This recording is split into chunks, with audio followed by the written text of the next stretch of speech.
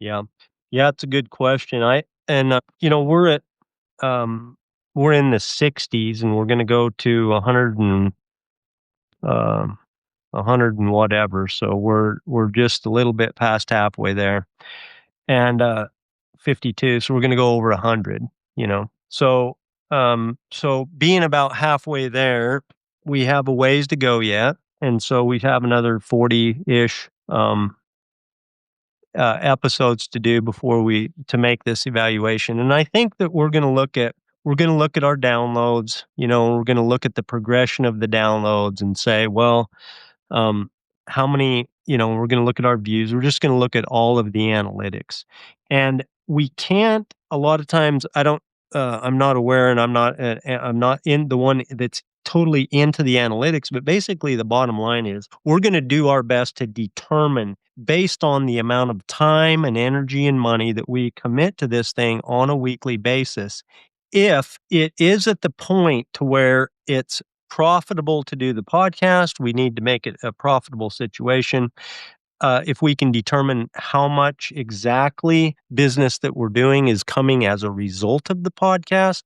And then we also have to look at the future. In today's episode of my podcast story, we have Shane Jacob, the host of the Stable Parenting Podcast. Shane is a professional horseman, speaker, and certified life coach who has transformed his own struggles into a powerful mission to help parents and teens navigate the challenges of today's world. After overcoming a tumultuous past marked by addiction and personal setbacks, Shane found healing through his connection with horses, which inspired him to create Stable Living Coaching.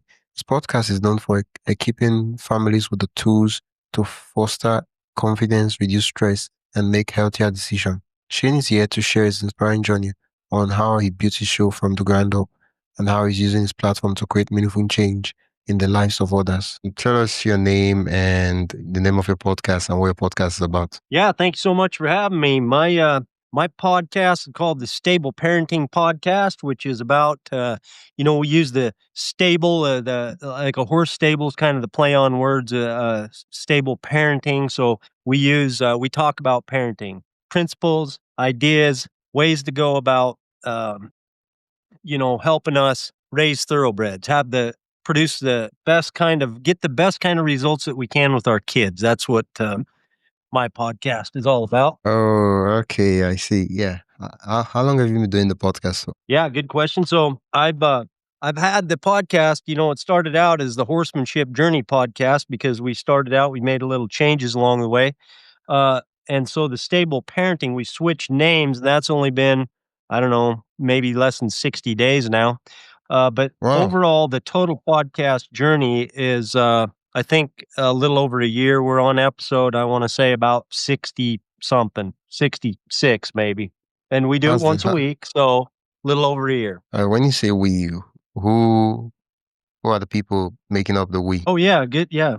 Yeah. Who am I talking about? Not the mouse in my pocket. I'm just talking about me and my team, which consists of, I have two helpers. I have my sister, Diana, who works for Stable Living Coaching. And I uh, also have another gal that works part-time, Leah, who do a lot. They help a lot with the podcast and a lot with the company. Mainly what they do for the podcast is they help me search out guests. Occasionally we have guests, and they do a lot of the promotion. They do the cover art, and they do the email that we send out, and they do a lot of the behind the scenes kind of things, so that when it comes time to actually record the podcast, that I can mostly focus on the guest and the actual recording of the podcast. Yeah. How often do you release episodes?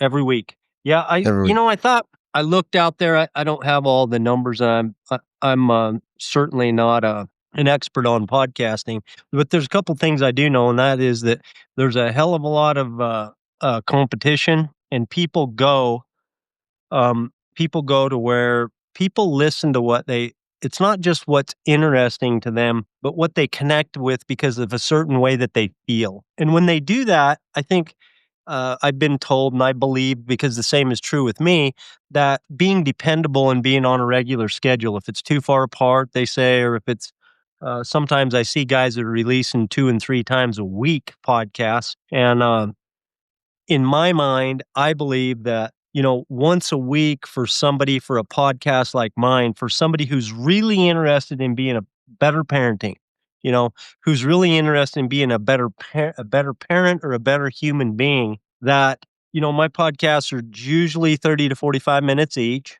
Okay. And so by the time asking somebody to be there for, it just seems like it's a good idea to go weekly and be consistent with weekly.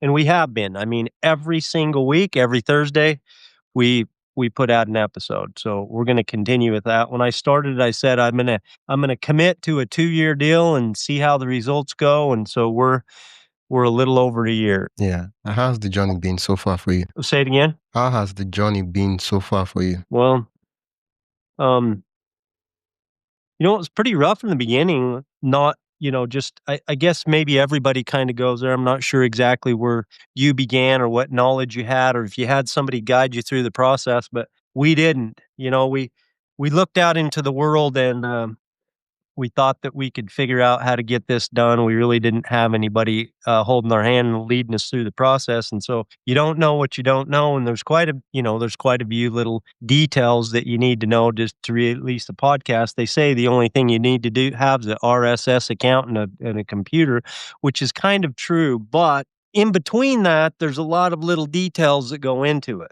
right? And like I kind of mentioned or alluded to a little bit earlier, I mean, we didn't just wanna have another podcast. I think at the time that we started a year ago, uh, actually, we did have some help because we use, Alex, Sanfilippo's, company, Podmatch, and he has best practices for podcasters, and he helps, match hosts with guests, and so that was a big help to us, and his company for podcasting, I highly recommend for podcasters and for guests. Just as a little side note, a little blip for Pod Match is the name of the company. When we started, if I heard right, there was somewhere in the neighborhood of 250,000 active podcasts. Okay, so over a quarter of a million choices that you have as a listener in the planet to be able to listen to. So why in the hell are Yeah. you going to listen to me and my podcast? So we've we've uh, we've done our best, and we're going to continue to do our best for our full 2-year commitment, and then make a decision from there to have a podcast that is as good as we know how to make it, and that's really what we're going for. Each week, we go for, we really try to pay attention to the details. We pay attention to the every detail of the promotion and uh, and all of it. Can you walk me through what the workflow of your podcast looks like from idea to publishing? The workflow, like just like how our podcast goes, is that what you're saying? Like how you make your own podcast episodes? How we make them? Yeah, yeah. The tools you use and the systems and workflows and all that. Yeah. I don't know how much in the details you want to get into, but um, of how we make them. I started out and I thought, well, uh, we can use certain guests, and that's going to help us get some exposure because we don't have any exposure. I mean, nobody knows you're there in the beginning, and so all of that. And so I started to have guests every single week, and then and then I did a podcast myself for whatever reason, maybe just because I wanted to. And I thought, I listened to it again, and I thought, I think I did a better job than some of these guests we're having, And so, and I really believed that. I mean, I had the energy, I had the passion, I had the belief.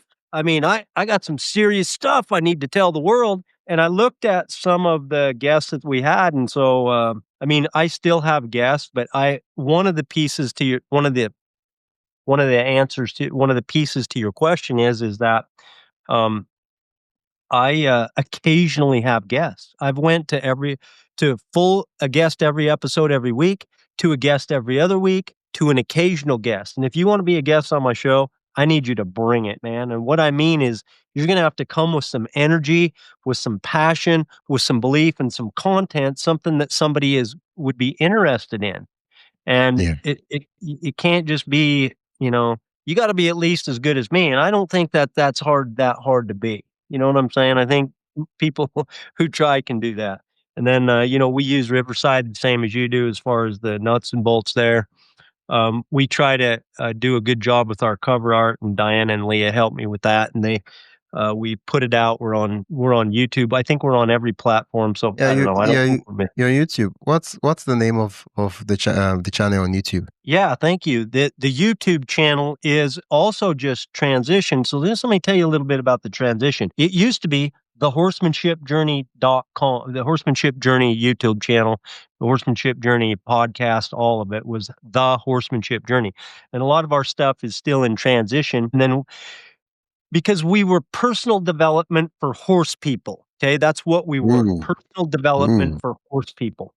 Well, that's really niche. yeah, it was really niche, and it was not a bad way to go about doing things, but the thing that I was missing of why it didn't work as well as I wanted to for me is because I didn't have the horse in the picture. If it's gotta be for horse people, it's gotta be me as the coach and then, the client, but the horse is missing if it's virtual, right? A lot of the time, Mm, unless it just wasn't working well without the horse, without it wasn't working well virtual. So I was having to do everything in person, and then I was running out of time. So we looked at first of all who I really wanted to talk to, and that was parents and young adults, teens and young adults. Okay, because I have a message that will help. I have a mission, and my mission is that every teen and young adult and every one of their parents can look themselves in the mirror and say that they are proud of themselves and that they love themselves and that they're doing a good job.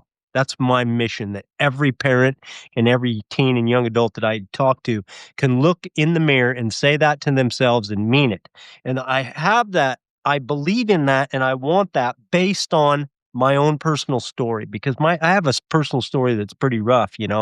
I I got I caused a lot of people a lot of pain in my life as a young person, and for a long time, and then I got drowned in, tried to kill myself drinking alcohol every day for years, decades, and at the end of that, it wasn't just me that suffered, it was a lot of people that suffered, okay? I caused a lot of people to suffer, and myself, and I look back on that, and I thought, "If I can help one person alleviate some suffering, I'm all in." I'll do it. And I have, and it's been more than one person, but anyway, that's my mission. And so we transitioned out of the horsemanship journey. We still talk to kind of country people. It's our niche, and we use principles that are demonstrated by horses. We relate horses to the principles that we talk about in parenting. Because here's the thing: when you work with horses, it's uh, man or woman, human being and horse. When they interact, it's a relationship, and there's so many similarities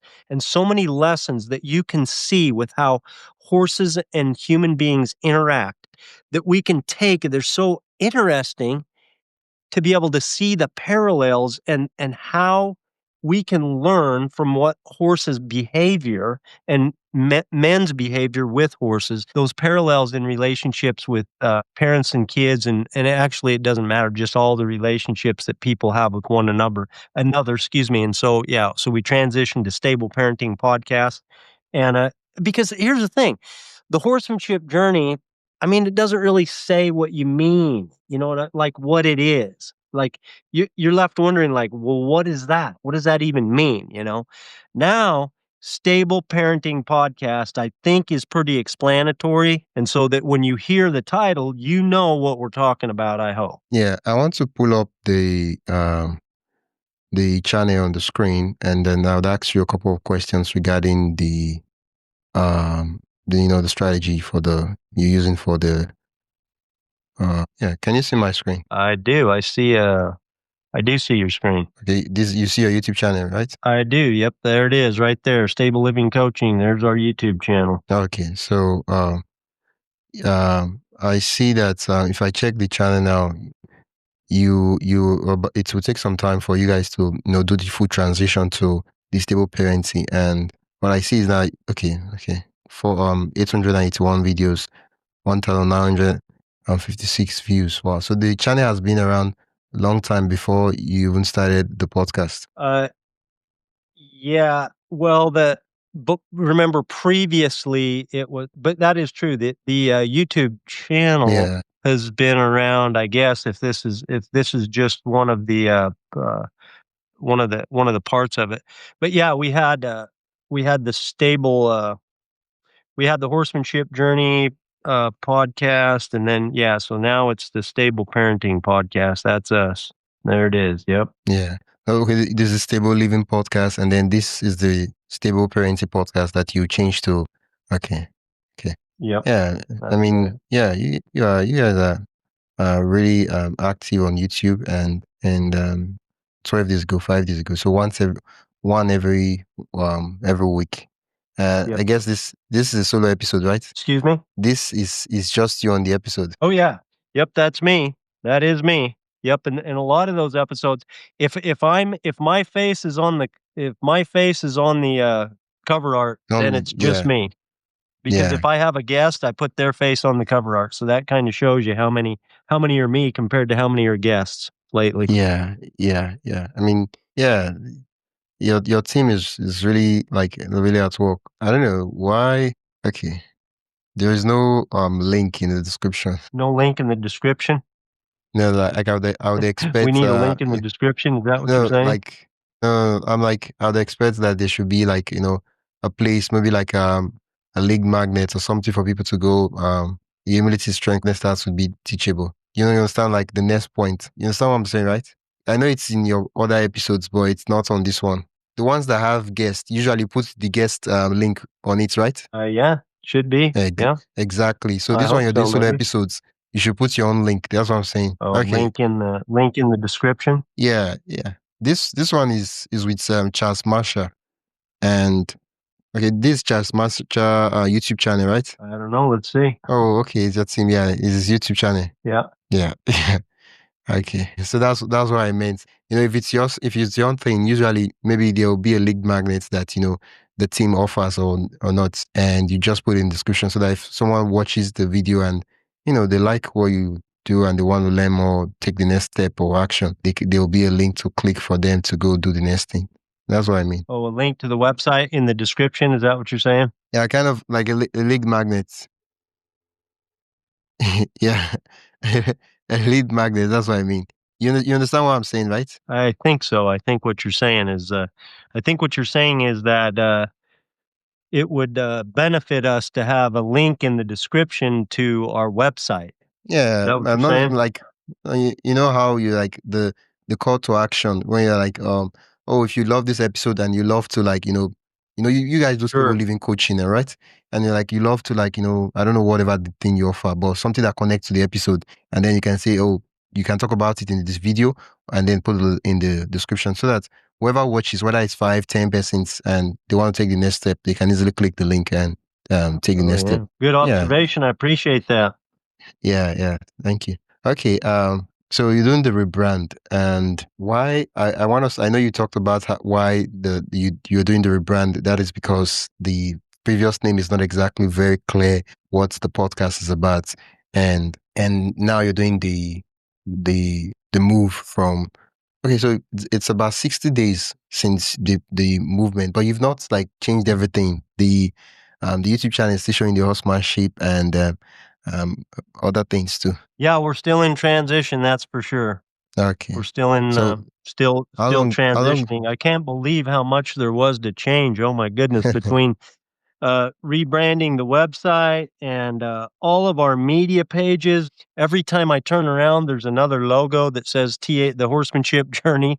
Just I mean, it's incredible how much you don't really you do it. You build it as you go along, and then we decided to make this big move to change it. But I didn't realize it was going to be. I forgot all the stuff that we had done, and it is a massive change.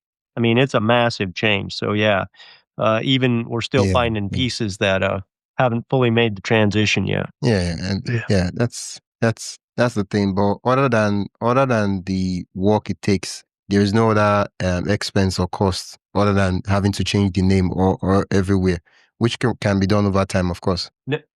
What do you say? I said, other than changing the name, right? Having to change the name everywhere. Is there any other cost or of changing or rebranding other than that? Other than is what you're saying is, um,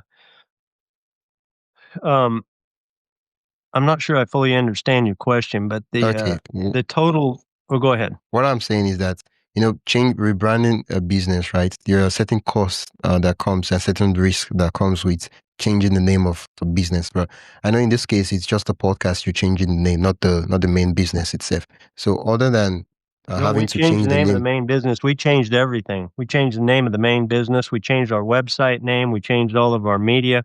So well, so we're changing everything over a period of time. Our new what's website what's is stablelivingcoaching.com. what was the name of the business before? The Horsemanship Journey. Wow. Yep, So that was I'm curious, what about the podcast you've been a guest on? The links you shared and all that, the links that we share with other yeah, people's so that's a good podcasts. question. So like the previous ones that I've been on, those links, now that we had to change the links, right? Because we had to change the links to our new media. And so some of the stuff that we put out there, if it won't forward or if it didn't work, because for example, some of the media channels, the website of course will forward, right? So if you right now, if you go to thehorsemanshipjourney.com, that link will forward to stable living coaching. Yeah. But on some platforms, with some of the social media, Instagram, Facebook, and TikTok, and so on, you can change your name, but it changes the URL, and then Yeah. but it doesn't, so it won't forward. So some of those links are not going to be good links. We had to weigh all that when we made this decision. I think that's what you're saying, and so yes, it was a big decision. There's going to be some links out there that go to the horsemanship journey that do not forward, and so therefore they're not going to be good. And so our answer to that is I still think that we made the right decision, and it was a big decision. We're just going to keep going forward at Stable Living Coaching. And it was a tremendously big decision. I was kind of tied to the horsemanship journey. I mean, we had such a good run at it, and we'd had quite a bit of success in the beginning, and everything was going pretty good. But and so I had a lot invested, it mentally and emotionally. I mean, this is my company, and so if we're just going to totally kind shut it down and start, rebrand with a new target group of people that we're going to be talking to and attempting to uh, to address in our business, it was a ginormous decision. It doesn't seem like it from the outside, but there's a lot that goes into something like that. Yeah, yeah. I mean, that's one of the advantages of actually sharing just your website link, because whatever happens in the future, you can always control, redirect, and forward it to wherever you go. But all other links like LinkedIn and all those other platforms, you can't control what happens with the link. But with the Hotmart journey, if I go there now, it takes me straight to to the new website. And if I go to a specific link, maybe a lead magnet link, I know the team would have connected it to the new place where the lead magnet is. So I go there and it's as if nothing even happened. Everything is smooth. But with the platforms and all that, you can't control that stuff. And that's why when my guests come on my podcast, I always prefer for them to share their website link, because I know that if whatever happens in the future, that they have full control of where the link goes to. So yeah. That's great advice, and that's good thinking on your part. You got definitely some technical savvy. I can tell you got way more than I do, so I can appreciate that. Yeah, yeah. Now you've done the rebrand and all that, and the podcast is on YouTube and it's on um Spotify and all that. And you earlier on you shared your workflow, how you use Riverside, and you have a team that's helping you. And for me, that's, I know we're all indie podcasters, but there's levels to this indie podcasting of a thing. There are those who they have someone helping them, behind the scenes, and then there are those who are just doing everything. They have all the hats. Yeah. And yeah, it's not exactly so easy. So the question I want to ask now is, you do stable parenting. How have you had an opportunity to talk to your listeners directly, like interview, meet them in real life, or maybe talk to them via the internet? Yeah, it's a good question. It's um we do get leads, and some of those leads convert.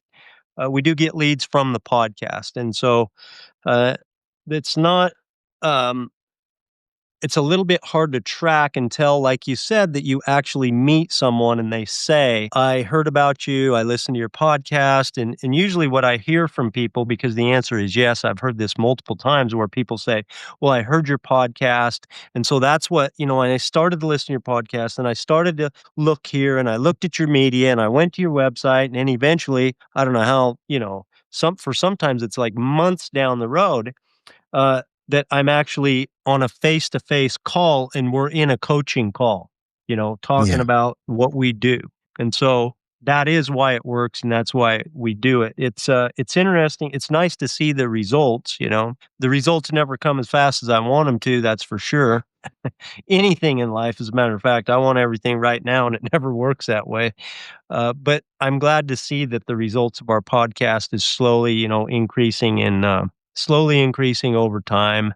It's not, I don't think, setting any records, but I believe that, like I said, we're just going to give it all we can, and we're going to continue to go on our 2-year commitment, and then just reevaluate from there. It is interesting. It's nice to see some rewards like that when you actually talk to somebody, and they can pinpoint an episode like, here's what I heard that resonated with me. And sometimes I can remember it, and sometimes I have to go back to remember to see exactly what they're talking about. But it's very interesting to see. A lot of times,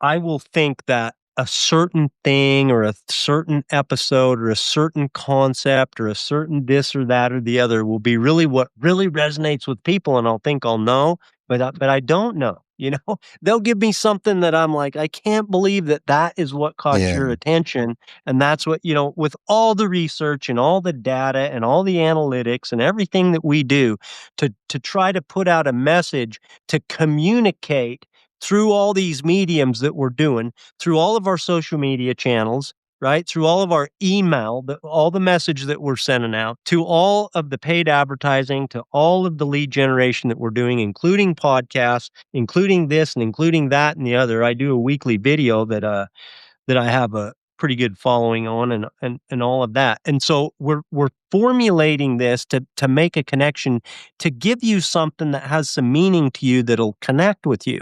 And with all the information that we had and all the effort that we go in with, the thing that I thought of when you asked me this question was, when people tell me what it was, this certain podcast episode or this certain concept, a lot of the time, it's not something that I thought it would be. Wow. Just Wow. very interesting to note that. Yeah. Out of curiosity, where and when do these people tell you? Like where is it in a conference? Is it in real life? You walking in the street or messaging you, commenting? Like how and where did they tell you Yeah, this? occasionally it's walking on the streets, but not too often. Our podcast isn't that big to have that much Yeah. notoriety.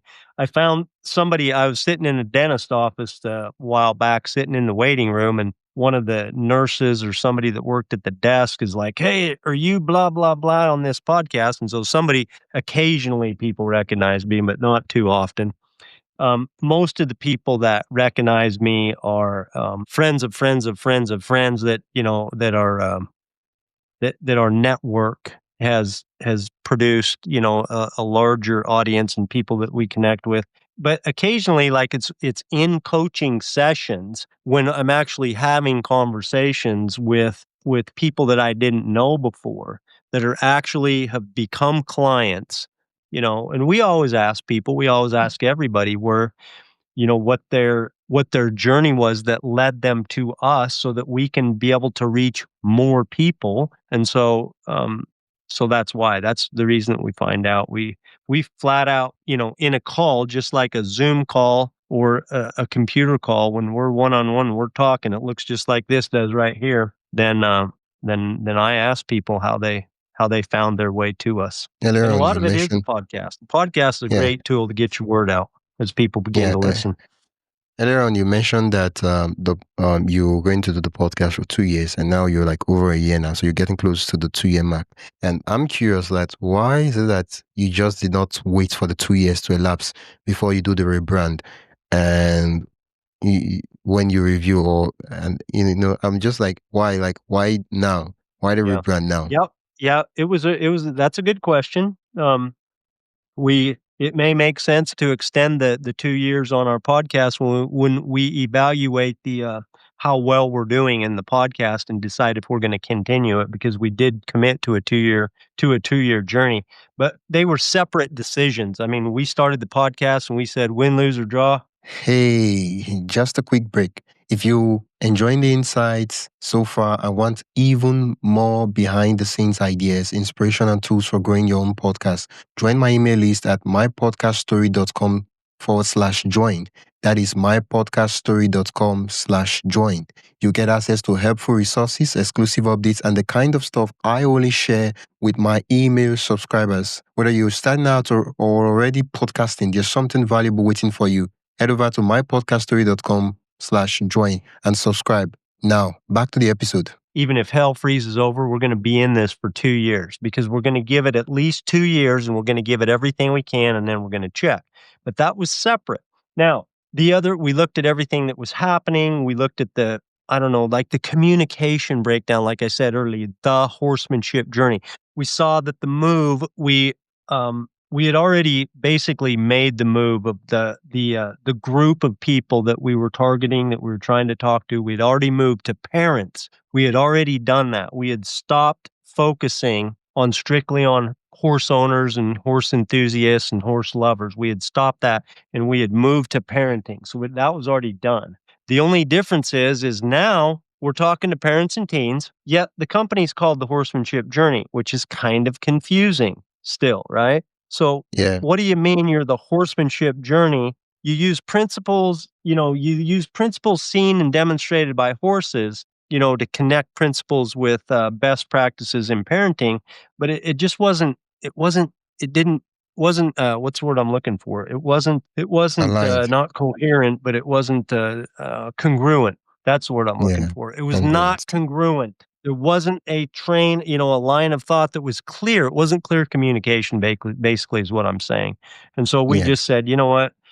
Enough of this. We're going to be as clear as we possibly can. So that's why. You've mentioned that 2 year time, which is about a couple of months from now, you'll be doing the review to say, okay, I've been podcasting for 2 years. How did the podcast do? Should I continue or should we just close it and round everything up and say, well, it was fun while it lasted. Well, that's it for now. What will be the metrics, the things you'll be looking at when it's time for you to review the podcast? Yeah. Yeah. It's a good question. Um, we're in the 60s and we're going to go to 100 and whatever. So we're just a little bit past halfway there. And 52, so we're going to go over 100, so being about halfway there, we have a ways to go yet, and so we have another 40-ish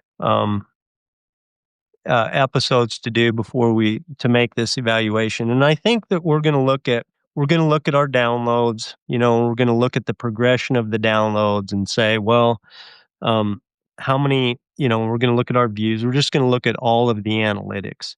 And we can't, a lot of times, I'm not aware, and I'm not in the one that's totally into the analytics, but basically the bottom line is we're going to do our best to determine, based on the amount of time and energy and money that we commit to this thing on a weekly basis, if it is at the point to where it's profitable to do the podcast, we need to make it a profitable situation. If we can determine how much exactly business that we're doing is coming as a result of the podcast, and then we also have to look at the future.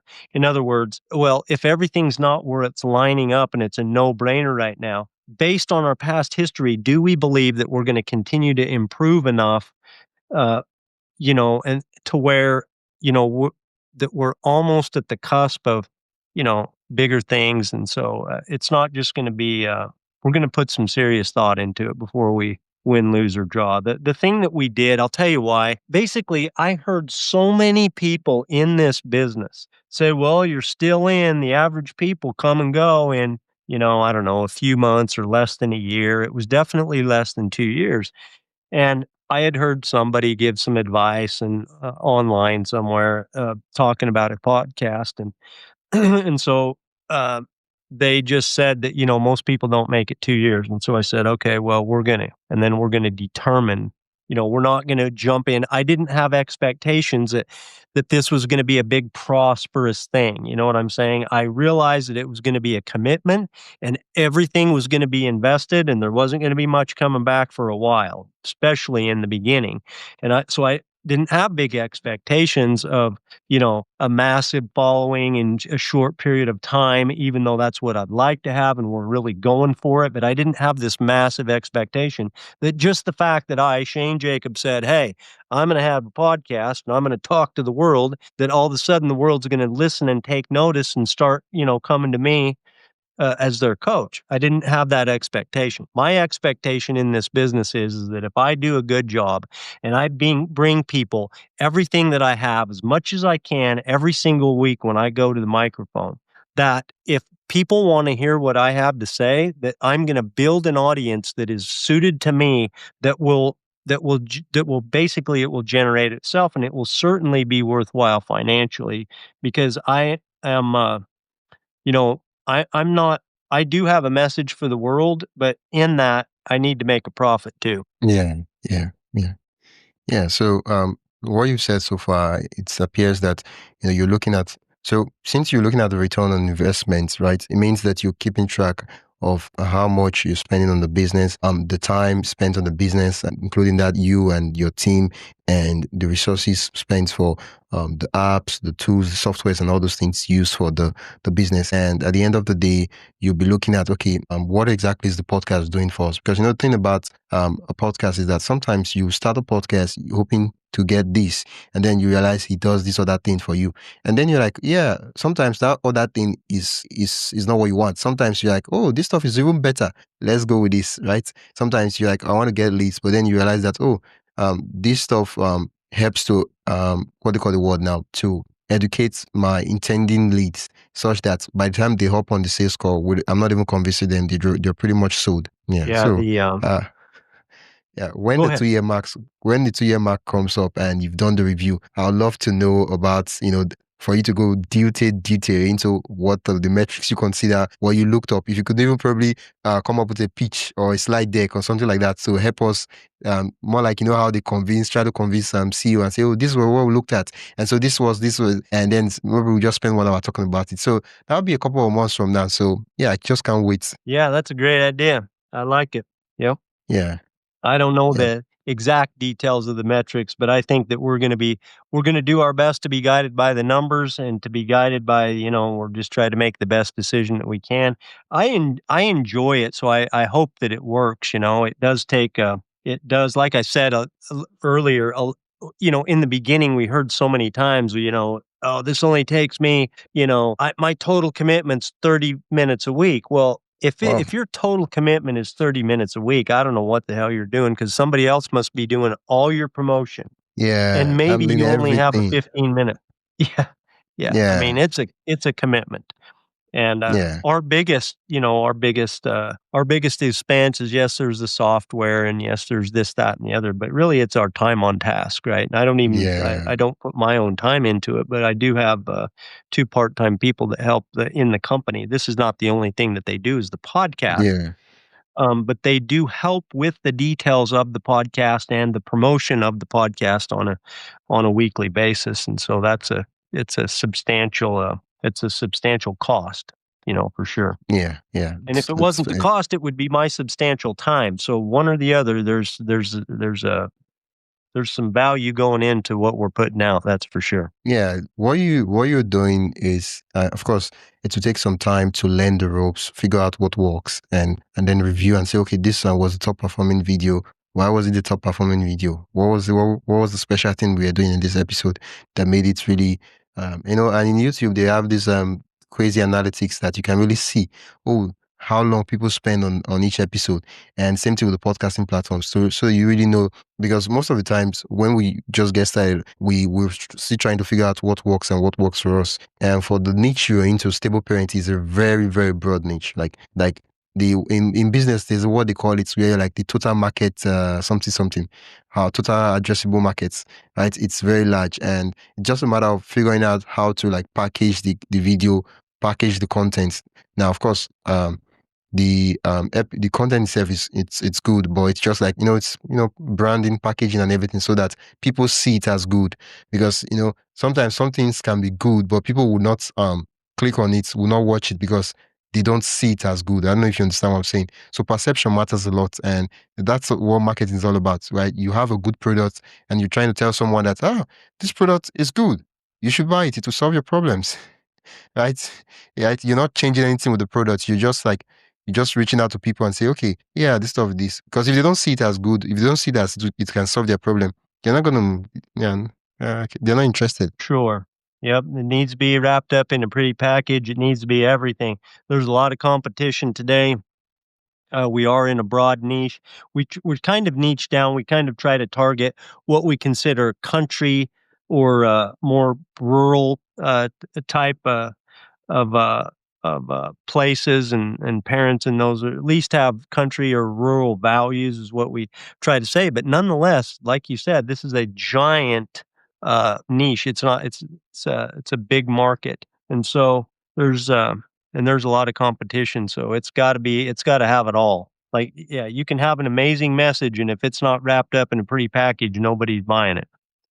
It's gotta have it all. I think that today, I think today is more competitive in our business, and I believe that podcasting is gonna continue to expand. I mean, the number of podcasts and the listenership that continues to go up, and I think it's gonna continue to go up. And the people that are good in this and that are committed to it are gonna stay in, and things are gonna uh, continue to be even more and more competitive, which, I mean, if you're on the other end of this, I think it's good for everybody. I think it's good for Yeah, everybody because, yeah, yeah. the people who are winning, you gotta be exceptional. Yeah, the thing about podcasting is most persons they quit probably 3 to 4 months because they don't have a system, they don't even know what they're doing. So many factors that result in them quitting. And as much as people tell you that there's a certain number of podcasts, the truth is that the question you should be asking is how many active podcasts, right? How many podcasts are actually publishing like an episode every 1 to 2 weeks, right? That should be the metrics for active podcasts. And then you realize that the number is actually very few. And what that means is that there's actually no competition. Yeah. Yeah. And Well, yeah, like there's you're saying actually there's not, none. out of the 300, 250 or 300 podcasts, a lot of them are not, regularly released. Is that what you're saying? Yeah, that's what I'm saying. I can even check the number of active podcasts and just pop it. I think Buzzsprout, they have statistics on that too. Okay. Yeah, Okay. Okay. I'll be interested to see that. I know there's a lot of them, however many there is. Okay. Yeah. There are two places. There's Podmatch has the statistics, and then Buzzsprout has the statistics. So let me just look at the one of Podmatch, and we'll see. Okay. Okay. For Podmatch, they say what they call it now. They say actively. Okay. Wait. Let me see. Actively established. These are non-celebrity independent interview based podcasts with 100 plus episodes with a release date of 10 days or less, which is about one or more every 2 weeks. Here we have about 390,000, right? Out of a total 390,000? out of a total of 300 2.7 million. 390,000 podcasts have over 200 episodes, No, I have over 100 episodes. 100 episodes, and they Yeah, release regularly. and they release That's a regularly. lot. That's a lot. That's almost And so that's almost that's a lot. that's 14% of the actual 2.7 million. So there's 2.7 million total podcasts? Oh, No, wow. no, no. This one is the statistics from May 2025, and it's not just regular podcasts. It's actually the normal indie podcasters and interview podcasts. That's where the stat is coming from, and it just goes to show that a lot of persons are not publishing that frequently, right? And if you go to Buzzsprout, let me even show you. Let me share this screen so that you can even see the data with me too. Okay, let's see Buzzsprout. Share. Okay, can you see the screen? I see it. Okay, so this Buzzsprout, and I think this stat they got it from this one. This one is for April. I think this stat is from the Buzzsprout platform. Just so it's not like the whole podcasting industry. is just for Buzzsprout. So there are 120,000 active podcasts, right? Uh-huh. So active, they've published, and this is the number of episodes. And if you scroll down, is you see this top 1% of podcasts, 4,489. And if you're getting 30 downloads 7 days, that's about top 50%.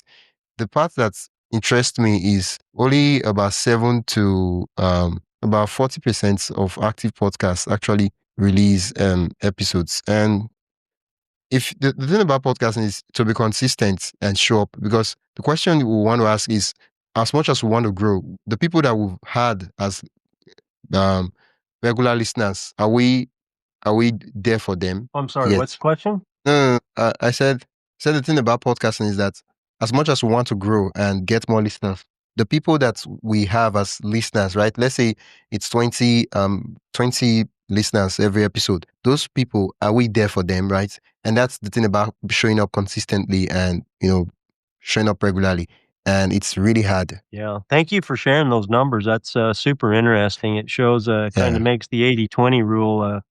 20% of the people are making it all happen, out of the kind of Yeah. makes the Pareto rule really ring true. And so, but I have my question is, I'd like to know what you think about the idea of why there are so many podcasts. If podcasting has the potential to be so beneficial, okay, so beneficial to in so many ways for business and for lead generation and so on. If then why aren't more people doing a better job at their podcast? Okay. The first thing is usually podcasting is pretty much what you make of it, which is one. The second thing is that podcasting is not designed for discoverability, growth, and getting people to know it. Like if I was on Instagram, posting on Instagram, and I post stuff, right? It will get views, people will comment. But if I post my episodes on Spotify, Apple, nobody really sees my stuff except I promote it and tell my friends and post it on other social media platforms, and then people would listen. Podcasting as a whole is not, it doesn't have discoverability built into the platform. So except you go to YouTube and then you start posting and then people discover you. And so that itself is what discourages a lot of people, because then they are posting their episodes and 5 listens per episode. It's not, they don't have, for most persons, it doesn't really encourage them, right? Because they don't really have a deeper reason why they're doing the podcast. But compared to Instagram, if I post a reel, I get 500 views, 800 views, 1,000 views, right? And now I'm like, yeah, this stuff is interesting. I should do more of it. And yeah, that's like the first reason why most persons don't do the podcast. And then the other thing is that the podcasting as a thing is that as much as it's not like other forms of content, right? Because with the podcast, there's the commitment to show up. It's a show, right? It's like a TV show. It's a show. So there's this, without even saying anything or saying, oh, I'm going to post every 2 weeks or 1 week, without saying anything.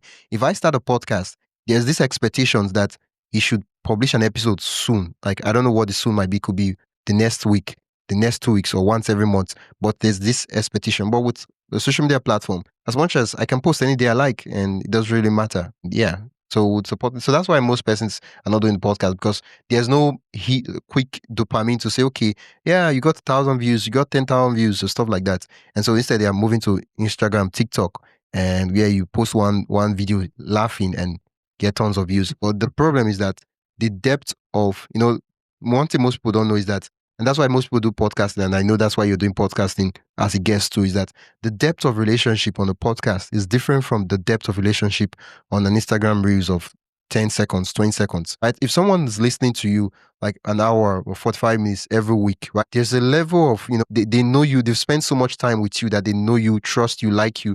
Like, it's higher compared to, I see a reel from you 30 seconds and now I'm like, yeah, I know you, but it's not really there. So yeah. Most persons are not doing this. It's hard. And you're a podcaster, you know what I'm saying? It takes time, right? And if you don't have the money to outsource it to persons that are helping you, end up doing everything yourself. Yeah. And that's a ton of time you could be using It's a to make money. it's a ton of time, whether you're doing it yourself or not. It's either time or money, you know what I'm saying? And Yeah, both of them are yeah, that are of big very value. Yeah, I appreciate that. Thanks for, giving me that insight. I know you're right about that. It's very interesting and good insight. yeah, yeah, yeah. That's it. I'm really really excited to see how the podcast turns out, and if in the future you do need any anything, probably like a second some of the things you could consider, because I'm trying to what I'm trying to like see now for your podcast is, every podcast has a different purpose, and that's the problem that most podcasters they fail, because the thing is that if you have the power to do whatever you want with a podcast, the question you would always keep asking yourself is, am I doing the right thing? Because now I could start a podcast where I want to have fun and just talk celebrity gossips and all that, and that would be the purpose of my podcast. You have your own goal, and there are certain things that you do on your podcast that if I do it on my podcast, it's just stupid, because that's not the goal of my podcast. And if I do those things on your podcast, it doesn't make sense. Now, your podcast is a business podcast. The goal is to generate leads, and it's also like to create what they call in our customer education, right? The people that they've worked with you, and probably they worked with you before, and for some reason, depending on the kind of program you do, they've ended the program, they stopped the program. A way to always keep on talking to them and building that relationship, so that peradventure in the future you do come up with a program or something else, you can always talk to them and send them content. So the metrics, the things you consider as a podcaster is quite different from what I would consider if I'm re-evaluating my podcast and seeing, oh, does the podcast, is it a worthy investment? Because now you'll be looking at, okay, the people that are listening to my podcast, how often are they coming back? Because the strange thing is that everybody wants to look at growth, but nobody wants to look at retention, right? You want to say, okay, I had 20 listens last 3 months. What do I have now, right? Do I still have those 20 listeners, right? Or is it that I'm getting 400 and then the next month I lose, I go back to, so those are some things we should be looking at. Yeah, that's retention. That's great. Yeah. That is great. Um, if you're retaining, I don't know if if they track the analytics that close to let you know if it's the same, if it's the same listener, the same viewer. But if there is, or and you can see that that you're retaining viewers or listeners over time. I mean, that's got to mean something. Yeah, and Definitely. YouTube in the podcast platform, there's a way for you to see if it's a returning listener or if it's just a new listener, and then you kind of say, okay, yeah, if people are returning to listen to the episode, it means that it's valuable. It means that they want more of it, and so yeah, and then you then realize that, okay, how do I market it to more persons? Now you're guesting and you're reaching out to more people. 8 months, 9 months, I'll keep an eye on the podcast and see how it's doing. And if I have anything that I think would be of help, I would reach out to you and just send it Yeah, to you. thank you so much. Sounds like I Yeah, think you're on your way to having some amazing success here. yeah, yeah. Thank you so much. Uh, um, since I don't want to put any pressure, and I just want to like, do you have dates off the top of your head, or should I trust you to reach out to me when you've done the review? Because I want to like know when I should reach out to you and ask you that, hey Shane, how's the review going? Have you done the review?